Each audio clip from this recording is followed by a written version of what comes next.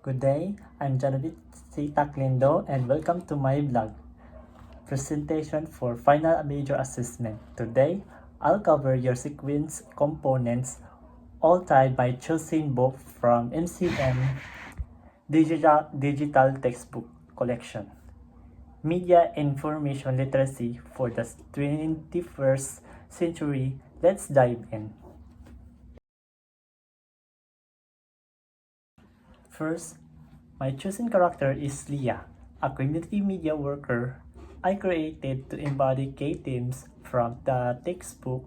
Visually, she's shown balancing digital tools with traditional community outreach, symbolizing how media literacy connects both worlds. Her core principle and values. First, truth in accuracy. She verifies every piece of information before sharing it, just like how journalists and social media users in Davao City should fact-check content about local events or public services. Inclusivity. She ensures marginalized voices, like indigenous communities in Davao del Sur, are included in media narrative aligning with the textbook's focus on equitable information access. Third, responsible communication. She uses digital platforms to educate rather than divide, mirroring how we can promote positive dialogue online during sensitive topics. These values are just fictional. They are what the textbook says we need to build a more informed society. These values aren't just fictional. They're what the textbook says we need to build a more informed society.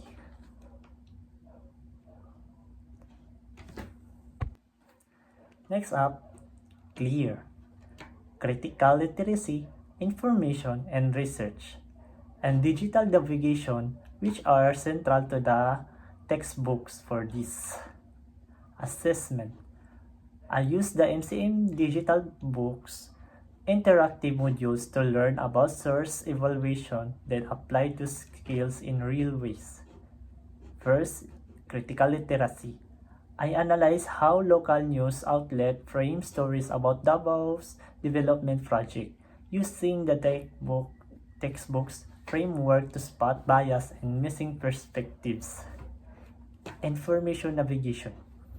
I use tools like FactCheck PH to verify claims about climate change and PAC in our region, a skill that the textbook emphasizes to fight misinformation. Digital responsibility. I collaborated with peers via a shared workspace to compile resources, making sure we followed data privacy rules like not sharing personal details of community members. As at online in the book, this ties directly to real life. Here in the Philippines, digital navigation skills help us stay safe and informed online. Now, let's focus on my selected MCM digital textbook. Media and Information Literacy for the 21st Century. It's designed for senior high college students with interactive quizzes, case studies, and local examples tailored to Southeast Asia.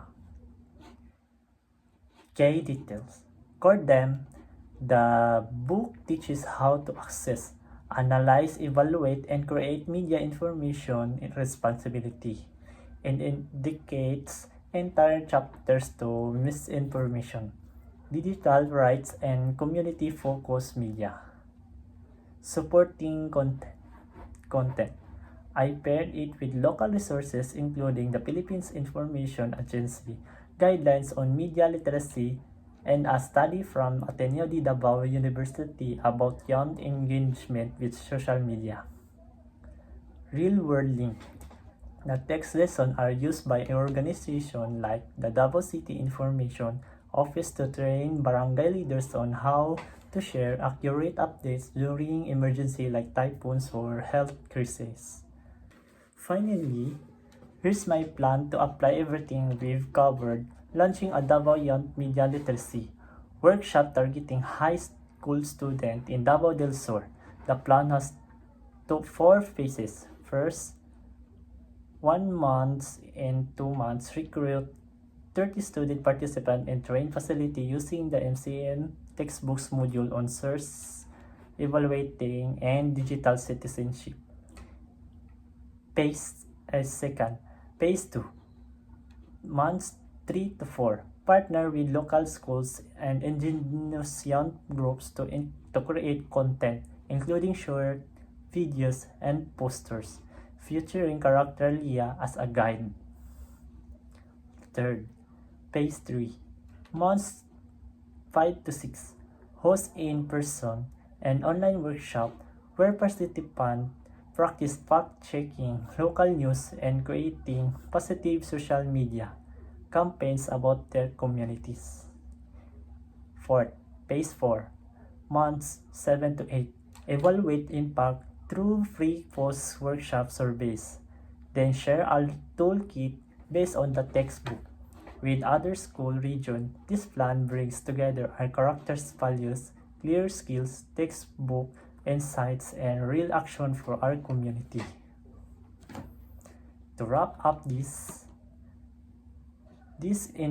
presentation covered our character Leah and her values, how we apply CLEAR, and digital navigation skills from the textbook, key details of media and information literacy for the